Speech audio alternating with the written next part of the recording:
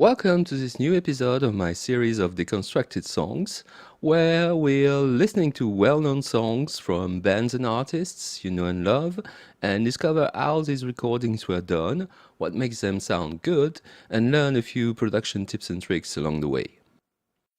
Today we're going to listen to another major hit from a major band. Check this out. I've paid my dues time after time. I've done my sentence, but committed no crime. Obviously, you recognized We Are the Champions from Queen.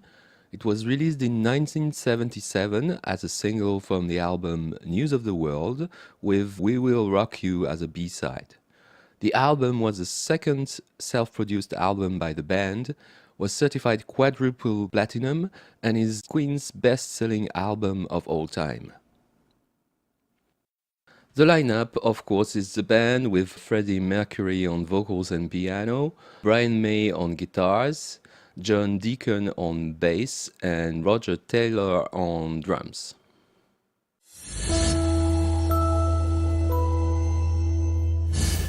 The song is in C minor with a chorus in relative F major in 96 bits per minute. The song structure is really simple, starting directly with the first verse, which makes sense because the song is rather short at 3-minute stop. Then you have a pre-chorus, a chorus, a short bridge, then verse 2, pre-chorus 2, chorus, and a third and ending chorus. The use of a pre-chorus is really something worth noting on this song, because it's really lifting the chorus to anthemic dimension.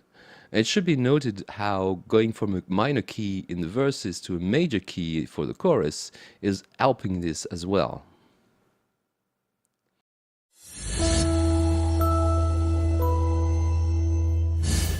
The piano starts the song and plays all the time.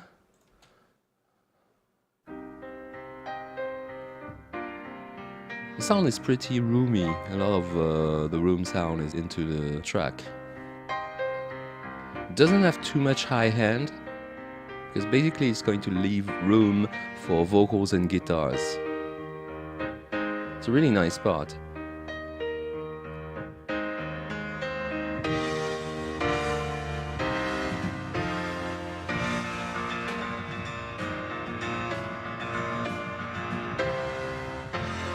I especially like the chromatic ascending chords during the pre-chorus here.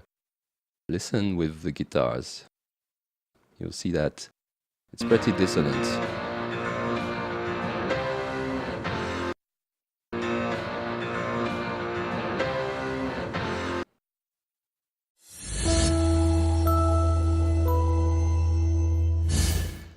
The drums play a pretty straight rock kind of 4/4 beat, although there are accents on some of the syncopated chords. It's mostly kick, snare and cymbals, and quite a lot of them. But there are actually some nice tom fills during the pre-chorus. Let's listen here.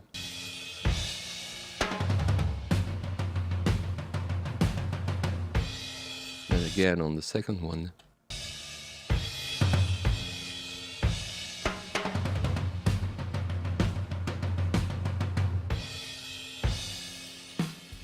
But the sound itself is pretty tame compared to the highly compressed sound of today.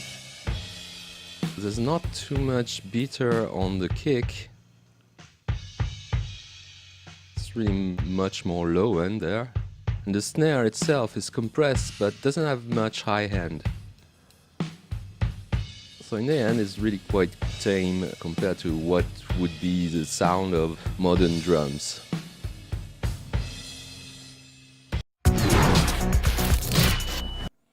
The bass has a good amount of compression, of course.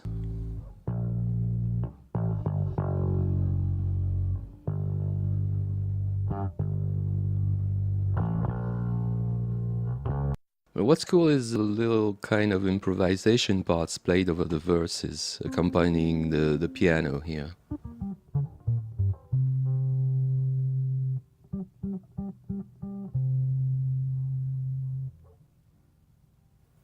And again, somewhere here.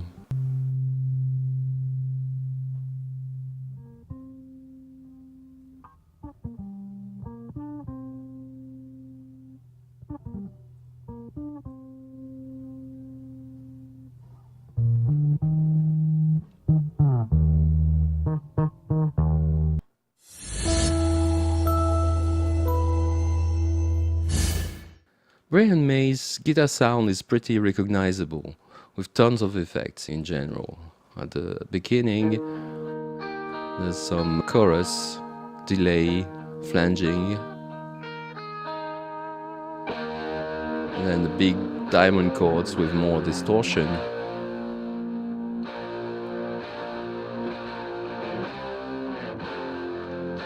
What's really recognizable is his lead guitar sound. Again, a lot of compression, delays, some chorus, flanging, reverb, you name it. The song has quite a lot of high end to it as well, which is probably necessary to cut through the wall of vocal harmonies.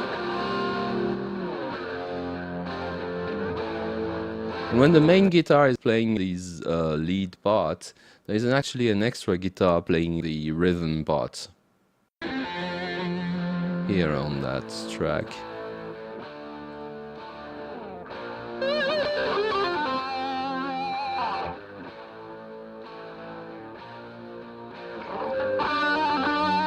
A lot of high hand again, and this sound is on the brink of feedback all the time, which gives it a lot of power.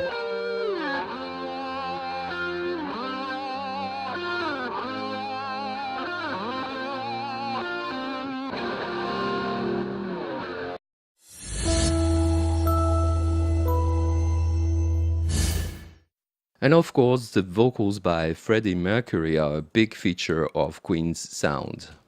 I've taken my bows. Note that there's quite a lot of reverb on this track, and no need for auto-tune with this guy. Fame and fortune and everything that goes with it. I thank you all. It's got this awesome vibrato as well. Roses. Listen here. No pleasure cruise. I consider it a challenge before the whole human And then you've got the trademark vocal harmonies, which all the members of the band generally contributes to. We are the champions, my friends, and we'll keep on fighting till the end. Oh, we Here, some more harmonies. Sounds awesome. are the champions. No time for losers, 'cause we are the champions.